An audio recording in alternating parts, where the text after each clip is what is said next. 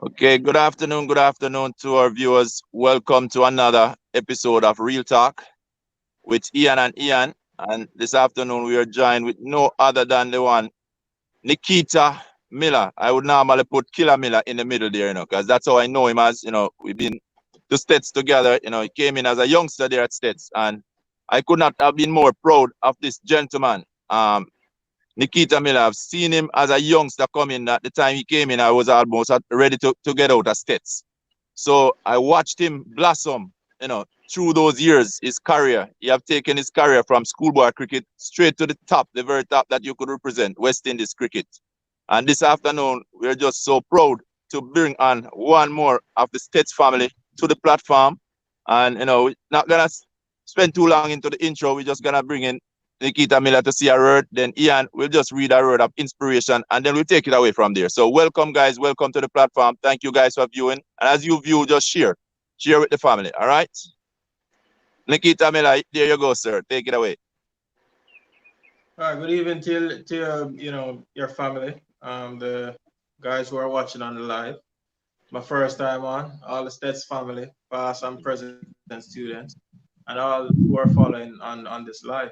It's good to be here. First time on, and hopefully it'll be a good conversation, and we can enjoy the time spent. All right, awesome. Well, Nikita, as I can tell you, my name is Ian Weekly. Just to introduce myself, I spent 6 years at Stats. I represent Jamaica 10 years during the Olympics, World Championship, Commonwealth Games, and I represent Jamaica probably from a junior for another 3 or 4 years. So, um, just to be able now to be on the platform, with another national representative, I am so happy, to be on this platform with you, and obviously with my host here, Ian Thomas, ET. But as we go along, just this is just a little inspirational thing. We always want to kick this program off on a very positive note, inspirational for the viewers, just to just to hopefully we could inspire someone. So my little inspiration, obviously, is coming out of John 10 verse 10, and the little story that I'm going to tell you, um, it's from one of my favorite book. It's a book called No More Excuse, and it's written by Tony Evans. So this is just one of the one of the things that I read that really caught my attention. Just a few lines that I want to share with you. So it's saying that only when you view life as a gift can you begin to find its purpose. Only when you live in time from the prosperity of eternity can you find life meaning. In other words, if you want to find your purpose, don't go looking for the purpose, look for the purpose giver. If you want to find the secret to life, look at the author of life. When you find the creator, you find you. And Jesus said in John 10:10 that I came that they may be, I came that they may have life and have it abundantly. So that's my little inspirational story, that I kicked the program off. So I'm gonna turn it back over to Ian to let you guys go get into the details. All right, again, Nikita Miller, I just want to say welcome again, man. And as a senior, I just want to say I'm so proud of you. I've watched your career really blossom over the years. Just seeing your hard work that you have put in, and it was evident in terms of the payout. In that, if we realize if you put in hard work, definitely success will come, and you basically have to stick to the process. Seeing you coming through States, that's where I met you from. But what I want you to tell the audience is to tell you where the cricket begins. Where did cricket begin for you, Nikita? Where? Uh, where I where I came from in St. Elizabeth. It's a little town we call it Shantytown. It's a little community in St. Elizabeth. I call it Williamsfield.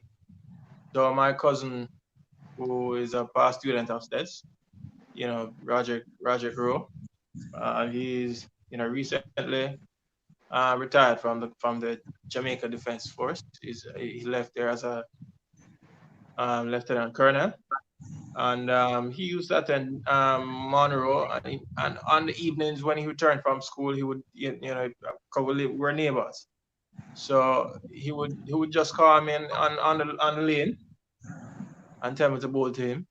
So I'd bowl more often than I would bat because he's obviously older than I am, and occasionally you'll get a chance to bat. Okay. So that's where it actually started out, and he's actually the one who instructed me to bat right hand because, as you know, I'm left-handed, and I started out at batting on left. Obviously you're left-hand, so naturally you'll go to the Naturally, yeah. left side. When I took the bat and I went to my stance, the bat was in my belly. There was no space because I was very small, very short. So he told me that just turn around. I don't, when you hold the bat in this stance, when I turn around, the bat was hanging, was the top of the bat Away that from was you. in my belly, on the left hand side was away from me. So that's where I just continued batting right hand. So that's how I actually, you know, started batting right hand. And from there, I went to already in all age school. And interestingly, I started at the school. I played football for the school before cricket. So Well, because that's I'm new. a big football fan, love That football. is new. Yeah.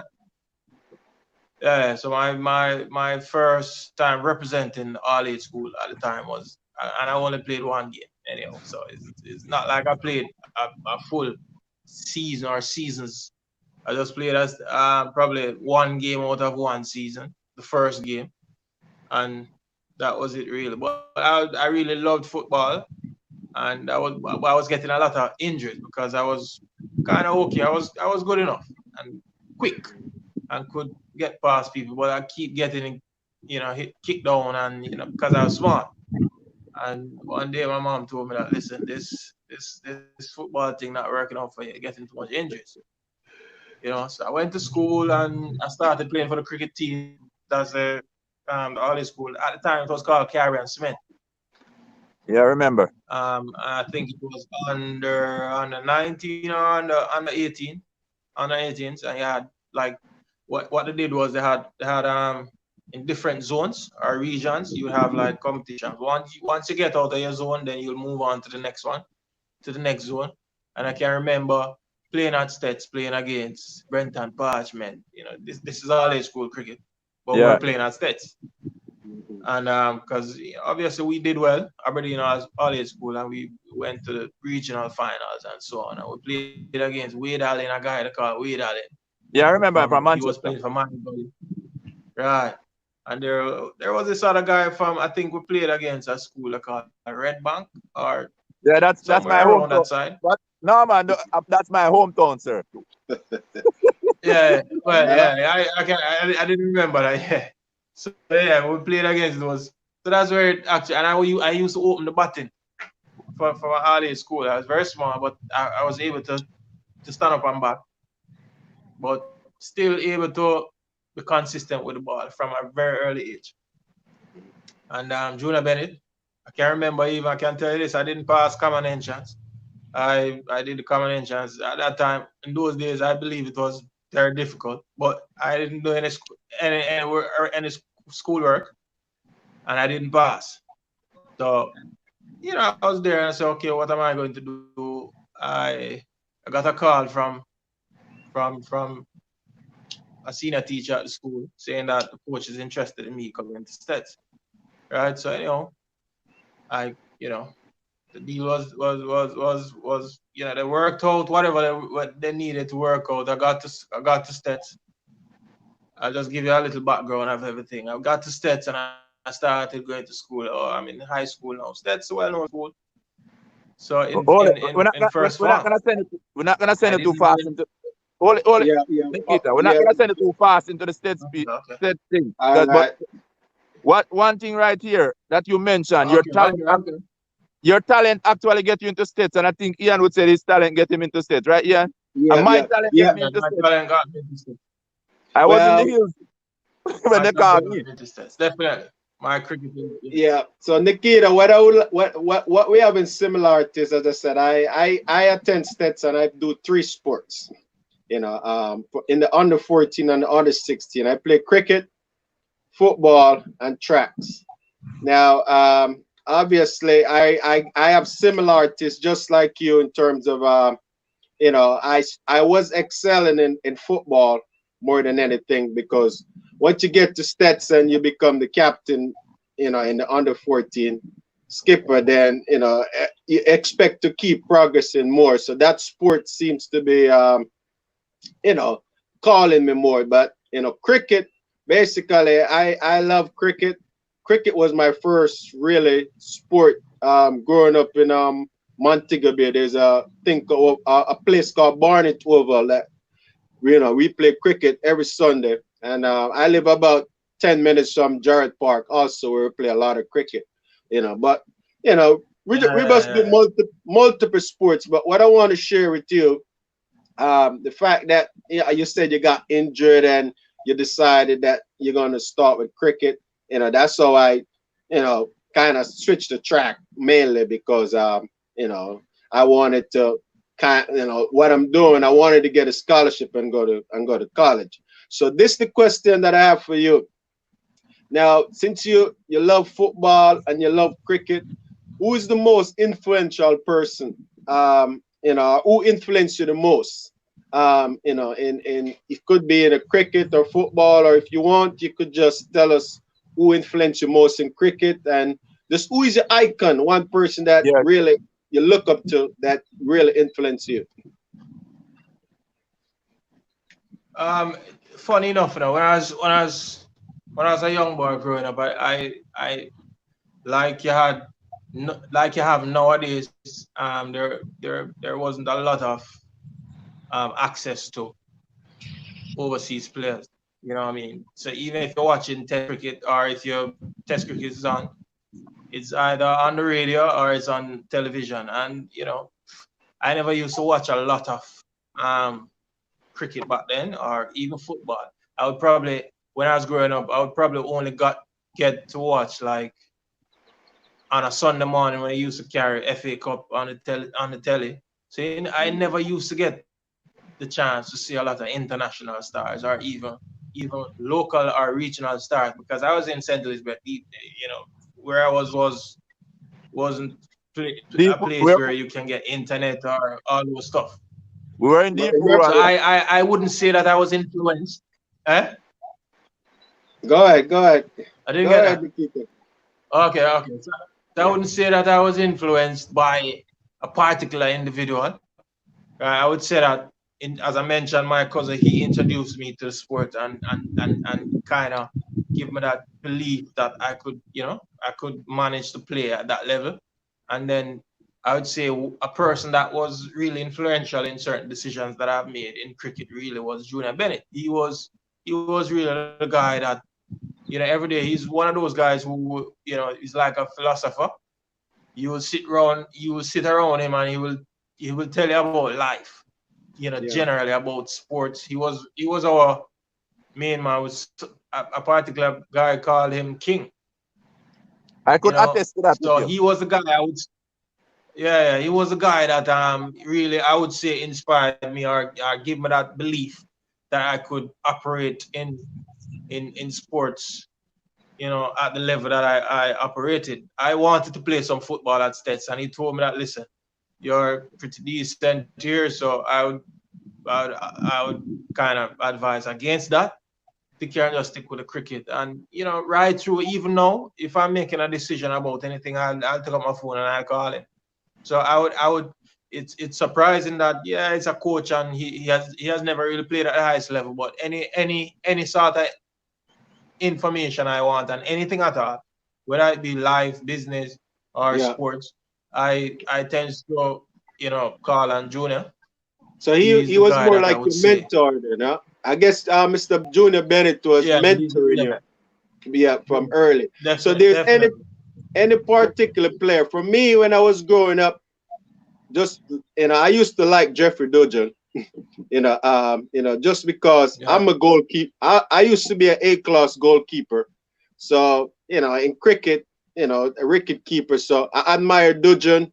He's a good batsman and he's a good wicket keeper. So who you admire most back in your younger days? I know sometime like, I know even in sports, when I get a chance, I used to watch guys on TV, and then it come a point when I started to run against them, guys like Winthrop Graham from Stets, who I used to admire. yeah, I still admire him, but the fact that you get a point where you see you start getting on the same level, you be like, man, I'm running to yeah. try out for the Olympics, and I'm running against one of my idols, and that really, that kind of one of my big moments. So, what particular cricketer that you could say that you admire the most?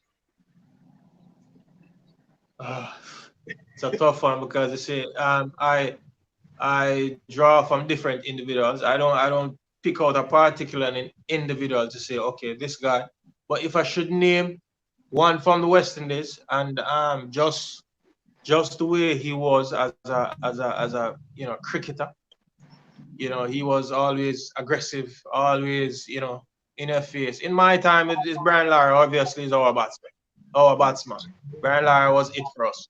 You know, Courtney Ambrose, those guys. Courtney Ambrose, Courtney Walsh, Brian Lara, those three, when I was growing up, those were the guys that, we always want to see when cricket is on.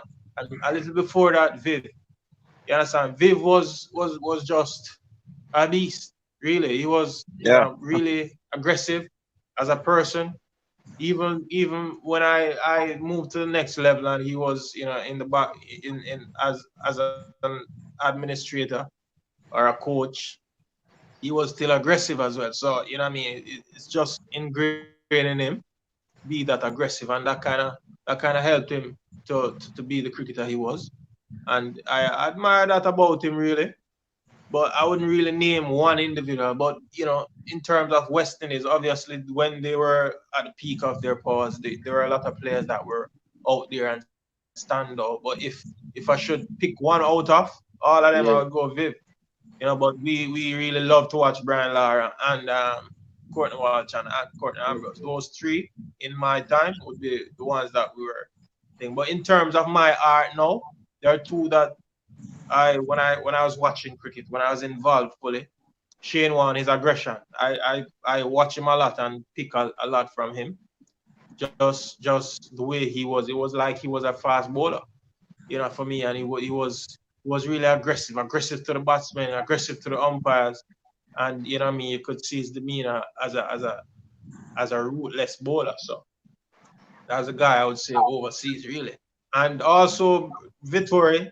If I should go strictly to what I do, Vittori was a guy who is not very talented, but gets the job done, similar to my thing or to my art. I'm a worker, so I'll work on it.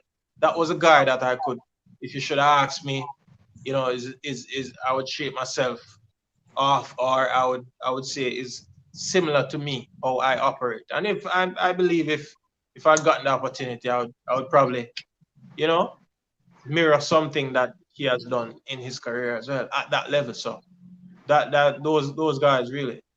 All Okay. right. Well, before I turn it over to you, Ian, just yeah, you don't have to answer this in details, but I just want to touch one little thing on the soccer. Who's your favorite team in the soccer, and who's your favorite player? And just give me one answer.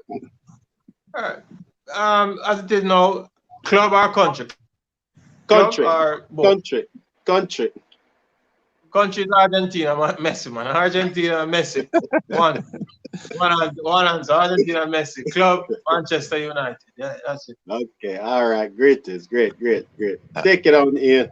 All right. Now, I'm Nikita. Well, we go back to States. So now is where we're gonna pick up that States part of it. We have a lot of States fans that will be watching.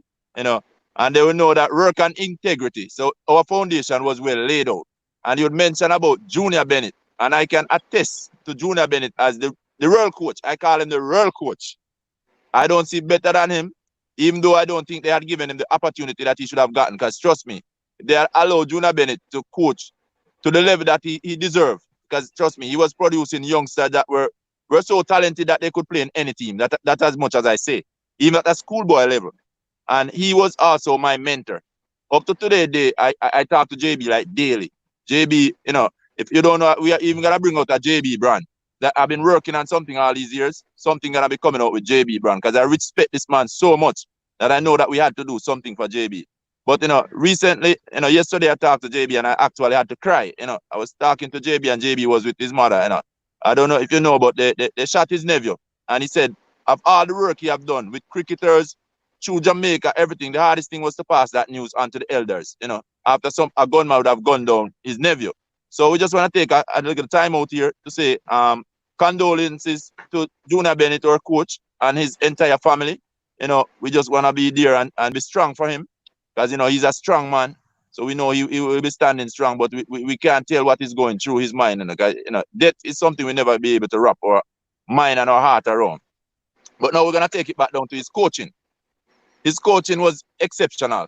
And I hear you mentioned that you were a batsman in your all-age school or primary school. You were opener batsman.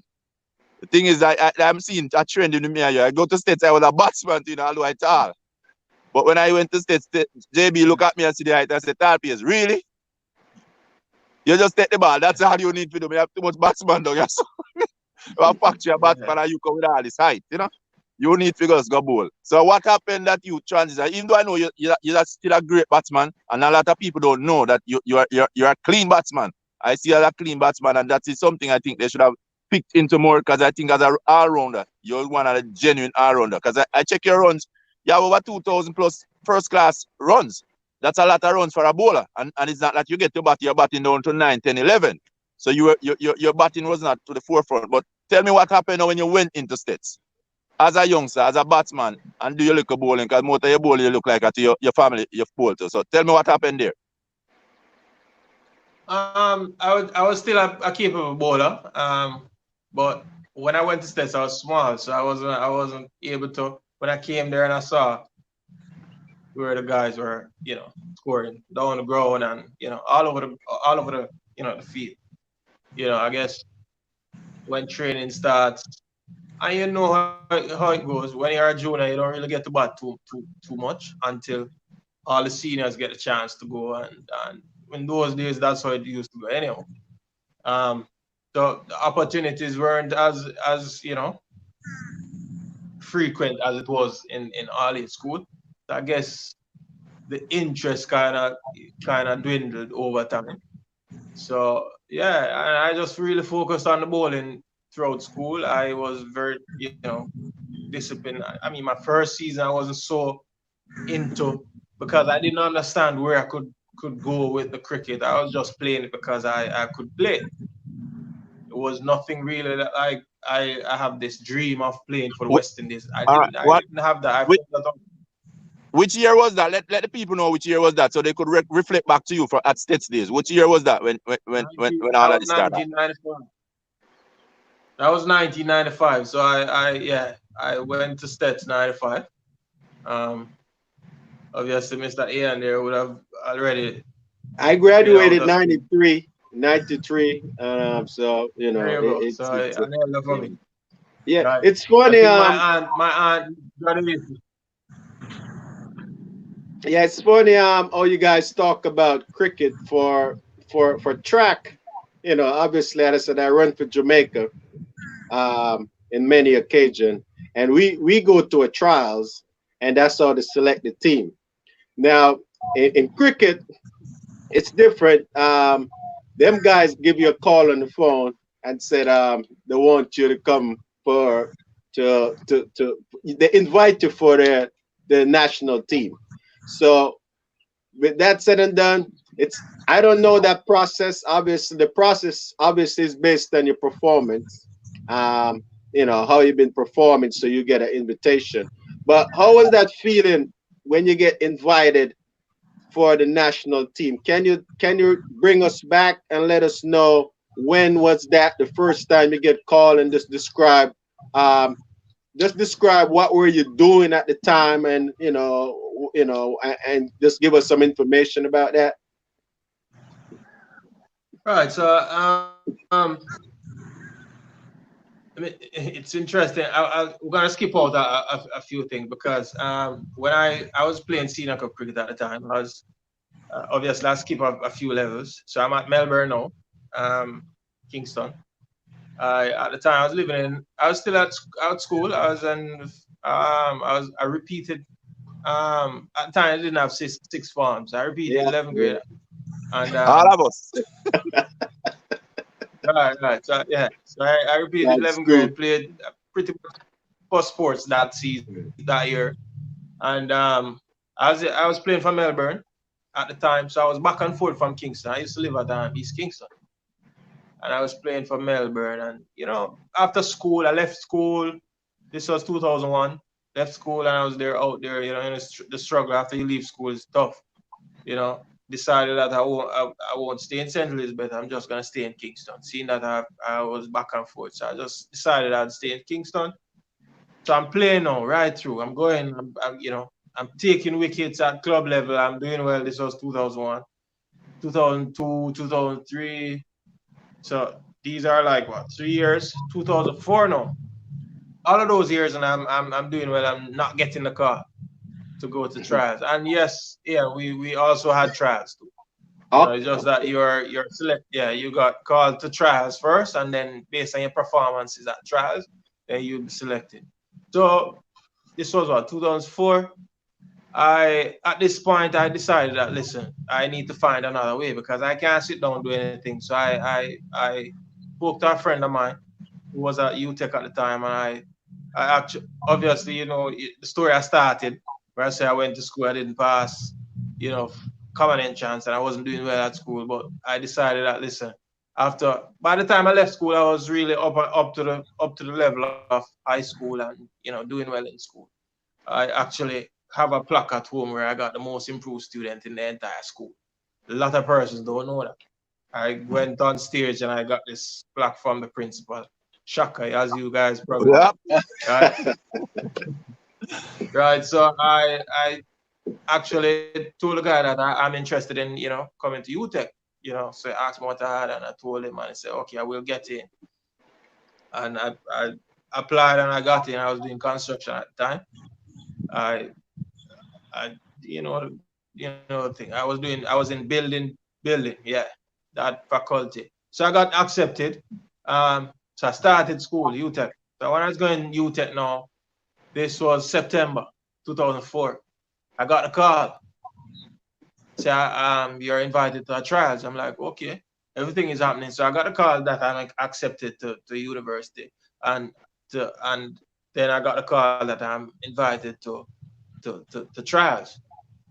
I went to trials. Obviously, I'm excited because I don't like school like that at the time. I really wanted You passionate cricket about by cricket. this time.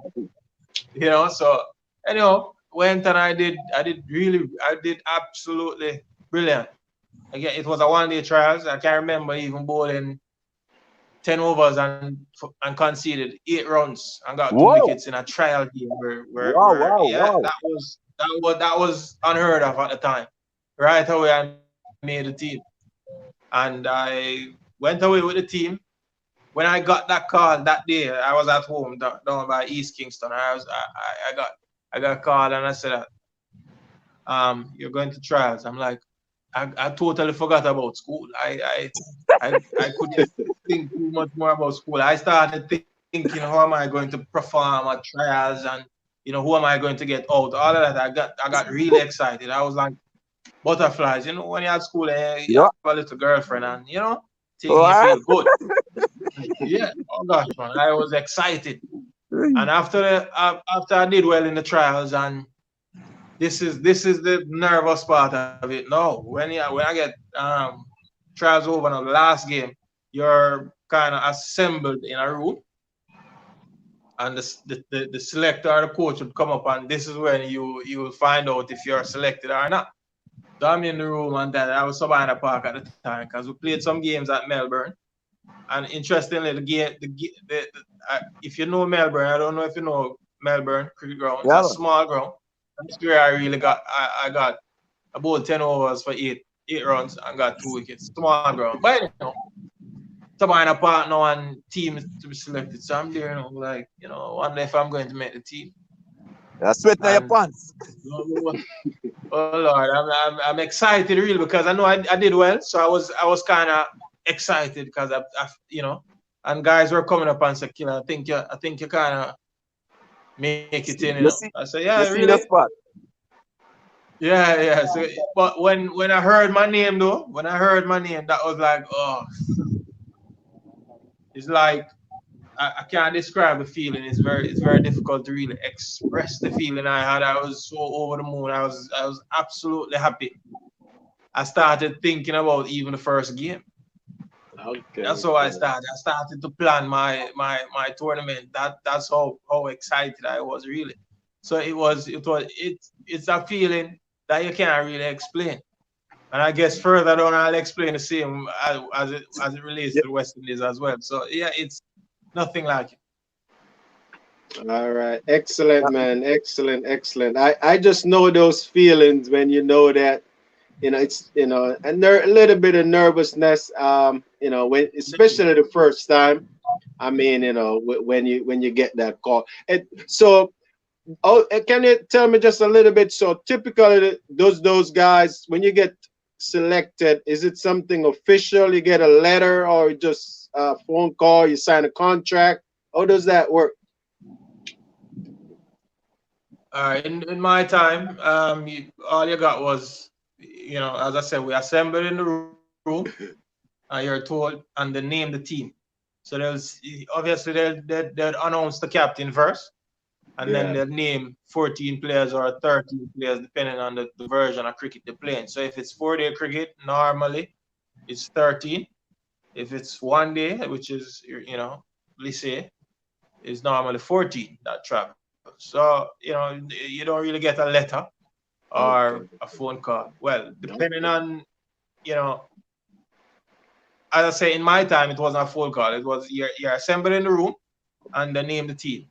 And if you Okay. don't hear your name, you're not in it. You're disappointed. Okay. Boom. If you're in it, you're excited. Okay. Okay. all right, Uh, all right, Nikita. So now, I know you're excited, but also a spot that you're a family man. So I know when you get that call and you know, say, boy, you're not the team. When you call back home to tell mommy or daddy, what happened there, so?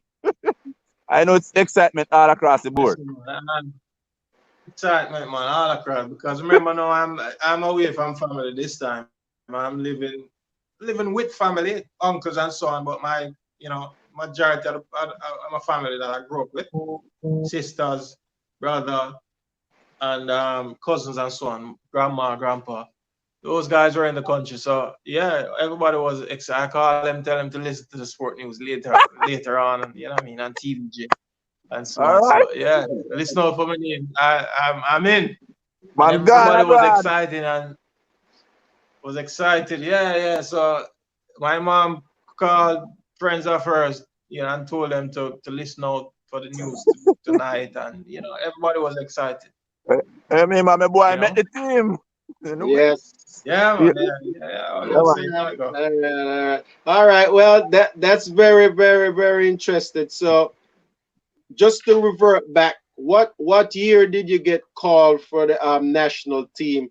And additionally, I want you to tell us also about the West Indies part of it. So, tell us what year did you get called for the Jamaica team, and then you could tell us a little bit about when you also start playing for the West Indies.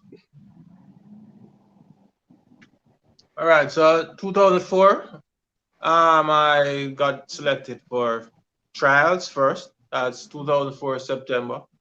That you'd have the trials in September, and then tournament would have been in October. So a month before the tournament starts, you're in trials and you play games, and then after that you travel. Ending off or the beginning of October, but the ending of September, beginning of October, and you're off. So that was September 2004, and that's for the 1 day competition. And Okay. not that in those days, after you play the one day tournament, you'd have like a 2 month break where there's no competition, but you're in preparation. So the 4 day preparations would start like probably about 2 weeks after you come back from the one day tournament. So I made a team again for the first time as Okay. well, a 4 day team that would start the competition in. So I would then make my debut again 2005 for the 4 day competition.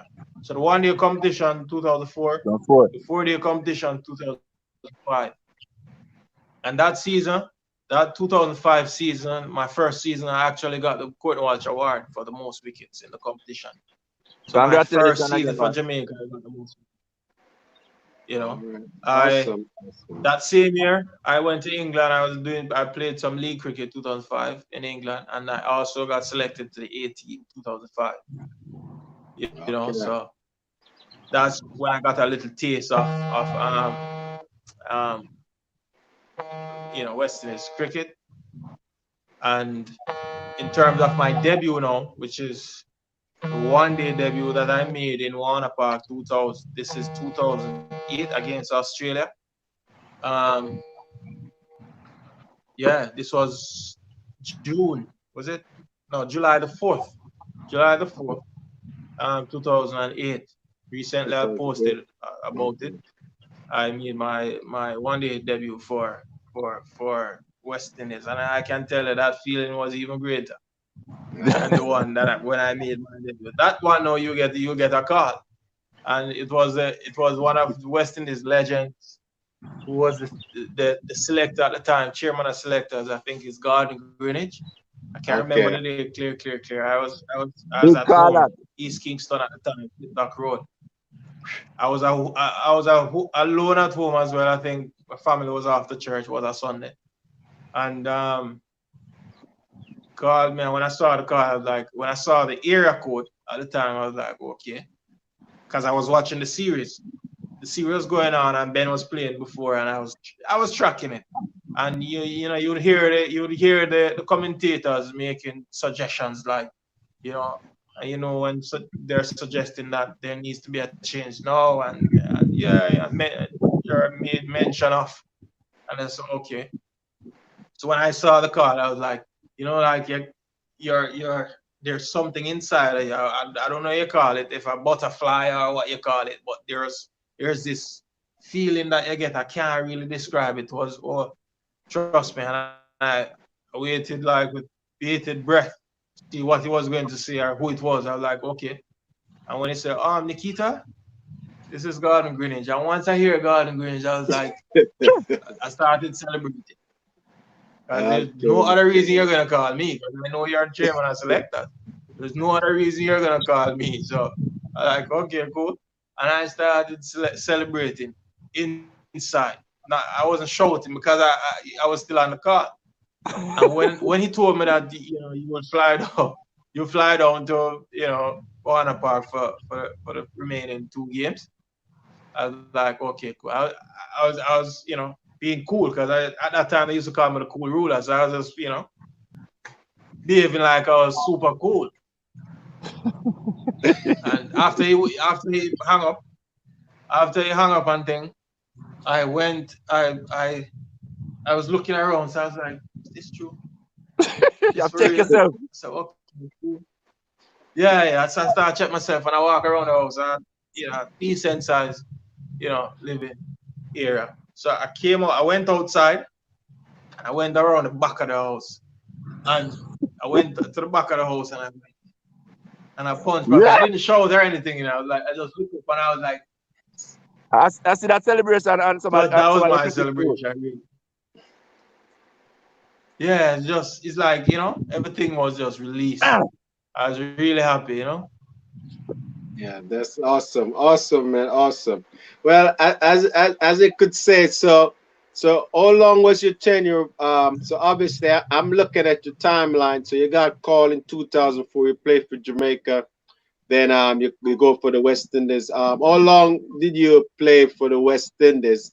And also, what I want with that question, I want you to once you tell me how long you play for the West Indies, can you just explain what a playing for the West Indies like? how was the day of training and just just your teammates? How did you get along with your teammates? How was that transition into the West Indies as a cool ruler coming in?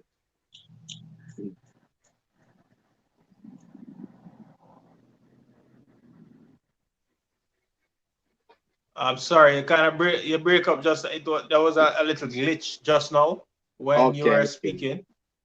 So I Yeah. didn't hear exactly everything that you said. No, no problem. The question that I was asking you, just let the fans know how long did you play for the West Indies, and we also would like to know about what was a typical day like, with your teammates and training. I mean, just with you, as I said, I'm calling you the cool ruler right now. So can you just tell us what the typical training and just getting with your teammates? How was that experience? Cool ruler.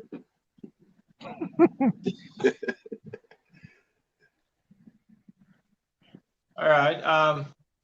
So I played over a span of 10 years. I made my debut 2000, as I said, eight, and I played my last game March 2018. Yeah. In between, I got selected a couple of times in between that span, but that's a span I played over. I've only played one test, unfortunately, but still thankful. So yeah, I played over that period, a 10-year span. In terms of a typical day, when on tour, you obviously are given a schedule as your training schedule. You'll get up depending on the time of training, and you'll have breakfast first. You have your break then you're off to training. Let's say depending on if it's a morning training, then you're off early, like 7. Yeah. You have breakfast between 6:30 and 7. Right, and you're off probably bus leave depending on where you are, 7, 8 o'clock, 7, 7:30, 8 o'clock, right? And you're off to training. You probably train for 3 hours at on any given day, I think. Yeah, 3 hours. You do a lot of high intensity physical stuff. Then you do your regular nets where you have, and you'll do your fielding. So depending on what you're doing in the nets, you'll have fielding first. If you're batting first, then you'll go ahead and you batting or bowling first. You go in the nets and get your stuff done in the nets, and you come back and do your fielding to top up, just to make sure that you've covered all bases. Um, Okay. right, you get your catching in, you get your fielding in, ground fielding in, you get your high catching in, you get your batting and your bowling in, right, and you make sure you're servicing everybody that is there. I'm a team man, so I try to make sure everybody who's there gets a little of everything, right? Yeah. And myself as well. When I'm finished training, you get your little snacks, you eat your lunch, or some places you go, they provide like snacks that you can eat, or little things, little fruits and so on, and juices. After that, there are a few players in the team that you're friends with. You'll make a shout or two. I'm not one of those who play a lot of video games. I'm not a games person like that. We won't sit down and watch a lot of movies or so on. So those guys, you have guys in the team who will congregate in a room and play a lot of video games and so on. That's not me. I'm more of a hangout type of guy. We'll go and have dinner and have a few drinks, and then we're back in. There's At the time there was no curfew, right? So you were responsible for your time, and just being responsible as a professional, and that worked, I believe, for me and for some of the other guys. So yeah, that's Okay. a typical day, and depending on, as I say, where we are, if we're on tour away from the Caribbean, then you'll have like the team would have like, for Medium. instance, when we're in New Zealand, we'll go on the boat for fishing on a given Yeah. day as a group, and just have some fun, and then back with the team. So yeah. Okay. Yeah, that's awesome. So I want to ask you this one question. This question is from me to you, as as a sportsman that has a career. I want to know, how do you prepare for a game the night before? I mean, do you have any specific thing that you do? I mean, or even when you're playing a game, do you have any lucky thing that you do, or any special shirt that you wear, or anything that you do? All right, for me, I can take you back to the national level. So when I play for Jamaica, even and I took that with me when I was at West Indies. Yeah, I practice is everything for me. I believe everything. There are different scenarios that can come up in practice. So practice is very important, right? mm, So I go hard in practice because if you don't prepare, then you're behind. Your confidence is not really there. For me, if you're confident in the way you're prepared, then you'll be confident in the game. I can't remember ever entering a game where I was nervous to bowl. Yeah, and the reason for that is because I prepared properly. I don't like to miss training like that unless it's a optional training. yeah, But once it's a set training day, I will have, like, say for instance, I'm playing a 4 day game. yeah, I can give you a cycle of how the 4 day game is. So a 4 day game normally would start on a Friday, sometimes on a yeah, Thursday. So the travel day would be Monday, Tuesday. If it is a Friday game, then the travel day would be, they travel on Monday, and obviously that day you'd rest that day. Tuesday you'll get a little time off and you train Wednesday, Thursday, right? So you yeah, train Wednesday, Thursday. Some persons, if as I said, if it's a Friday game, you'll travel Tuesday. If it's a Thursday game, you'll travel Monday. They travel Monday, you get that day off. You'll start training Tuesday, Wednesday, and you play Thursday, right? So Tuesday, Wednesday. What I would do on a Tuesday, I would go extremely hard on the Tuesday. So I'd really go hard. I'd tap into it, everything. I'm going real hard. On Wednesday now, that's the day before the game. I kind of settle down now. So what I'm doing, I'm prepping myself for the game, and I normally prep depending on the opposition. So if I, before a game or before, if I'm traveling or whatever, I'd look at the opposing team squad, and I looking at who is a batsman, who is a left-hand batsman, who is a right-hand batsman, who is a spinner, whatever it is, and I prepare in accordance to who is in the squad, right? So that's how I do it. So I'll go hard one day, which is a Tuesday before the game. The Wednesday, I just do enough just to make sure I'm on a rhythm. The rhythm is there and everything is in place yeah. before the game. I'd knock 2 balls that day, Okay, and I probably wouldn't bat that day. I'd probably bat the Tuesday and bowl the entire session. okay. So that is how I prepare. If I'm playing a 1 day game, right, you have the meetings. Obviously, you see the videos. This is West Indies level. You have team meetings. You would see the videos of the opposing teams, and you study how they play. Sometimes you'll get that downloaded to your device, and I'll lay in bed. This is after practice, obviously, and depending on when you get the footage. Sometimes I get the footage before, a couple of days before the game. So when Yeah, you practice, to try and nullify what the batsman will come at you with. So that's how I really, really prepare myself before a game. And then when I'm when I'm in bed, I try not to. I cannot sleep too early because if I sleep too early, I think too much about the game. So I'll okay, play too much games before the actual game. What I'll do is I'll find something to do. Probably have a light drink and just go straight to make sure that I hang out a little bit. Not too much that it's will affect me for the next day. And then I would be ready for okay. game So from a tomorrow. nutritional standpoint, tell us a little bit about your nutrition in terms of your diet. Your what you eat. I mean, do you have any special routine that you do in terms of that? No, I never really had a I never really have a routine as to what I'll eat. I was a small guy anyhow, so I could probably mess around with certain things and still be able to move around. I was pretty decent in terms of fitness levels and so on. So I I would eat. I love chicken, so I'd eat a lot of chicken and rice and stuff like that and vegetables and so on. I wasn't one of those who would just eat vegetables and I have a strict diet. And no, I was able to manage pretty much on chicken, rice, vegetables, and so on. You know what I mean? Probably not for an athlete like yourself, track and field, but I was pretty okay and stuff like that. I didn't really have a strict diet, no. So even when you're overseas, you never have an issue with in different countries with the different food. Yeah, that's I it. know That's it. that No. Usain Bolt said he eat a lot of chicken nuggets in Beijing before that 100 meter. Because he Yeah, there was are in places. China. Yeah, there are places you go and you just can't eat the food. So like so you find something that you'd eat some chips.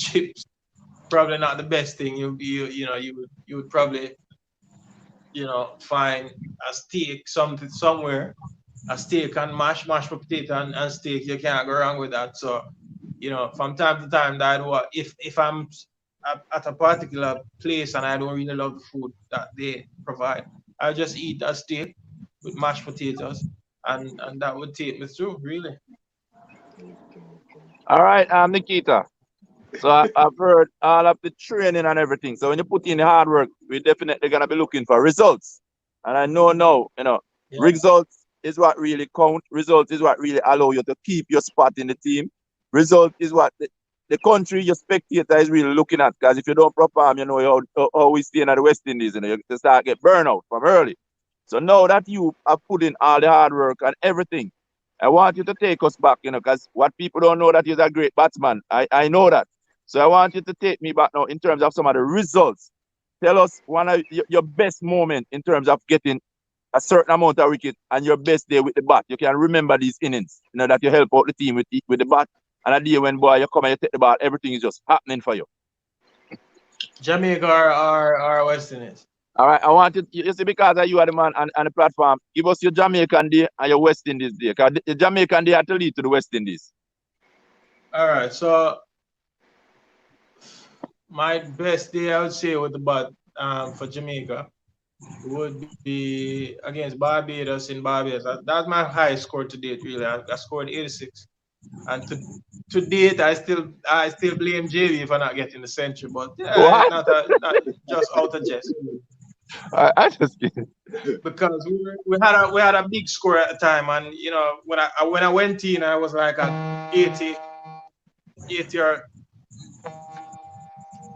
80 runs or hold on, 80 runs, right? And when I went in, the coach said to me that we need quick runs, and we need, I went outside, and when I tried to get quick runs, and I was just I got out. So I told him that if I was just batting normally, You get I'd 100 be under your belt. right. I believe that. So yeah, but that was my best innings in terms of West Indies. When I scored a 50 against Pakistan in South Africa, that was my best innings for West Indies as well. I Who scored was the pace 50 something who was runs. the pace bowler So for Pakistan then? uh, Who was the pace bowler for Pakistan then? who was I the know them boy? have some. Uh, th- Come again? Sorry. I said, who was the pace bowler? 'Cause I know they would have to put on some pace to try to get you out. So who you were Oh, it facing? was I think it was what's the oh Lord, I can't remember the guy name. Imar was one of them. Amar or Imar. That was I think what's the guy that bowled a funny action, the off spinner guy. Can't remember their name now. Their names now. Ajmal. Ajmal was one of them. Imar was one of them. And Gul. Umar Gul was one of Oh, them. well, okay. So you And had some pace. Afridi was one of them.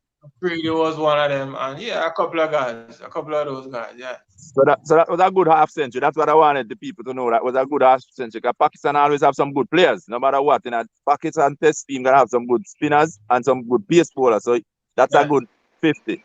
So now tell us about your wickets now, which is your main thing. Okay. Right. So, oh Lord, I would say the first time I took a 5 wicket haul. You remember I made my debut in 2005, but my first 5 wicket haul came in 2008. So and that came the final game of the season as well, and that was against Trinidad. I was trailing this guy in terms of wickets. He was leading me by about 9 or so, probably 9. Going into that game, I think his name is Jaggernath. I think something like that. Yeah.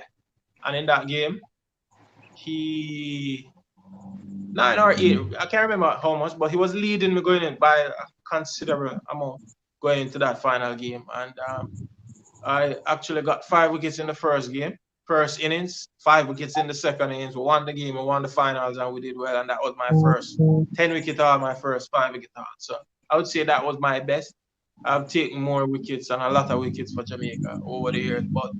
And in terms of West Indies, my best returns would have been um, against Australia in South Africa as well.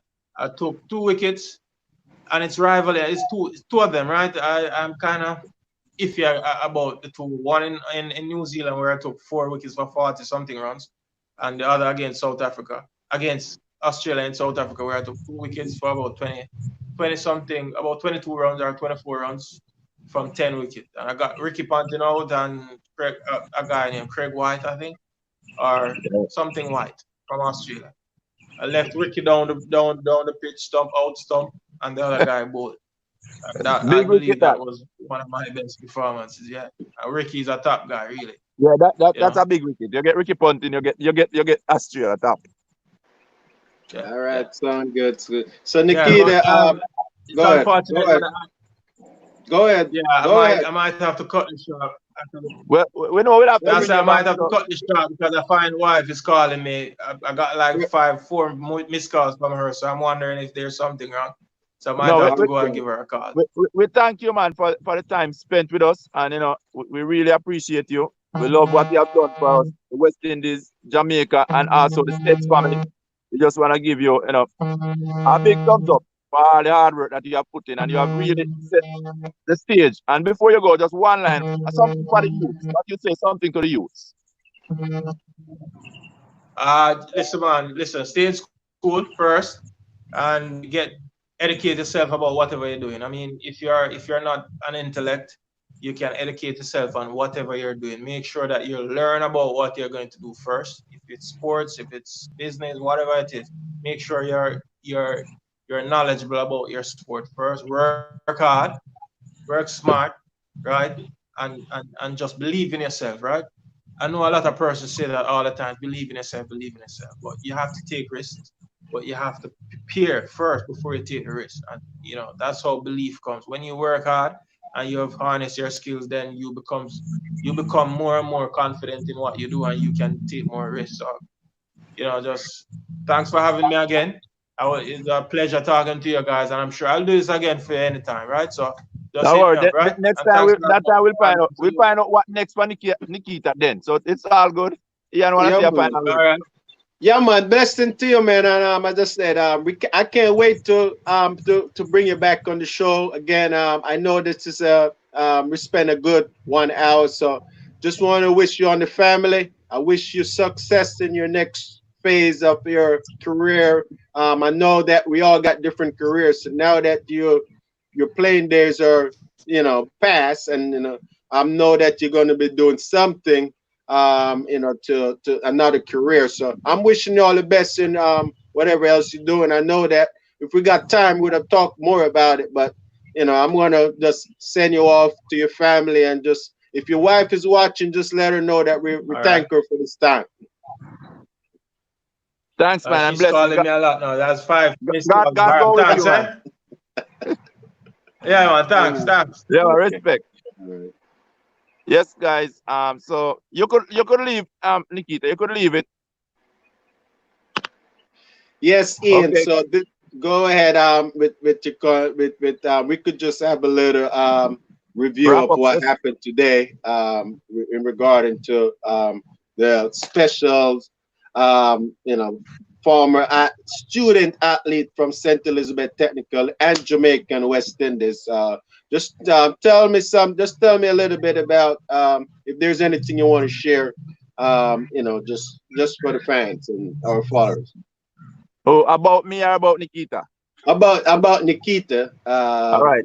So basically, I know Nikita when he came into States at 2005 was basically the year that I would have been at the peak of my cricket days because I graduated 2006. So as you know, all of us would have gone back an extra year because of the passion for whatever sports we take part in. So knowing him and watching him, as he said, he was a little stature. He was a small guy. So when he came in, I could actually, even though he was small, we could actually recognize that this guy was talented. He was not an average cricketer because he was dedicated, and he'd have talked a lot about JB. JB is a guy who likes to work with youngsters. He just want to see the talent, and he's good at identifying young talents. And Nikita Miller would be one such talent. Nikita Miller would have come into States with the pool of Brenton Parchment, and you'd have Jerome Taylor, those guys that would have been there. Sean Finley, they would have come in a little bit later. The Miller, so those guys would have played together, a lot of cricket together right there. And Melvin from JDF. So that was like a big niche. And they had a guy named Kamal Dennis. So it was like a pack of young cricketers that came in. At those days, what JB would do is that our Headley Cup team is always winning. People don't know the winning formula. The winning formula was always to have a nucleus of youngsters. So even though we are seniors, he would have a pack of nucleus of youngsters. That means when we walk out of the program, they would have been ready to take up the mantle. I remember even getting dropped for one of these youngsters because I was kind of playing around, joking around. I remember I get dropped for Kamal Dennis because these JB is like, guess what? These guys have 5 more years in them. And you're gonna be going one year and going, so you can't be playing around at this time. So he came in there and really worked his way to the top. As you can see, play for the West Indies. What you guys don't know, he have over 500 first class wicket and over 2,000 first class runs. So he was, as you can see, he was not just an average player. But as he said, he only played one test, and I wish the West Indies had have given him a better chance or opportunity at the test playing because he was such a good player. And as you can see, he was disciplined and he loved the game and he know the game. But for some reason, I think the West Indies is still full of too much politics. So he did not play much tests. He was more like a one-day specialist. But overall, great cricketer. We admire him. And for the States family, you have all the love from the States family. You represent us well, work and integrity. All the States family that is watching, we just want to say continue to watch and share the broadcast. As two States youth there just trying to bring some inspiration to you guys. You can watch and learn. Even though many of us have leave the institution, but guess what?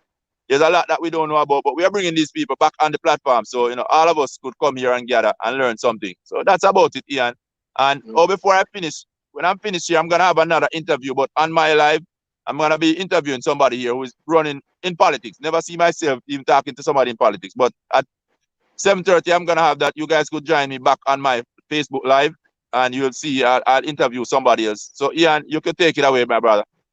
Well, I am pleased to find that you have a lot of respect for Nikita. I mean, I know that we're probably going to wrap up in the next 2 or 3 minutes. I would love to ask you some more questions just from your perspective Go ahead, um, man. about him. But one of the questions I'm just going to ask you, what's your favorite memory for this young man here? What's your favorite memory that you could recall? Something that stood out to you and said, "Look, I just love this particular game, or this how he handled is particular that particular instance." Well, it's his transition. As he had said, when you go to States, you play the game, and then you leave States. So now when he leaves States, most people, even athletes, when we leave States, you don't hear anything else about us. We just get lost somewhere out there. But he was not like that. He had decided that he would move into Kingston. And there's where a lot of cricket was played. And basically, he still continued. And you realize if the cricket didn't work out for him, you hear he was in school, he got himself into UTech. So that showed me, this is something, the ground that I would have showed even more respect for him. That guess what? You know that guess what? If cricket don't work out, education gotta be the next step. But he was so passionate about cricket, you hear him say, guess what? Once you get the call for Jamaica, he forget about the schooling part of it. But that is something that stand out for a youngster like this, leaving states and still have the passion and determination that guess what? I'm gonna make it and I'm gonna make it big. Okay, okay. And I know that, as I said, he's a good friend of yours. Do you know what he's doing now, or what he have in the works, or what's his plan? I know we didn't have enough time to talk to him about that, but do you know? Can you share that? Well, if any of us been following him, from what I've seen, he's a family man, and I see him spending a lot of time with his family. He's just retired lately, so he have some time on his hand. I know, the man that he is, he's gonna think about what's the next move, which he's probably on it already. So probably the next time we get him on and ask what's next for Nikita, we're gonna hear bigger things coming. But he's a family man, and that I admire about him, and that was one of the reasons why we even reach out to him, because I like to see family, and he's a really a good family man, and you'll see it, in his Facebook page. That you go there, you're gonna see him and his family. So that's another thing about him. He's a family man.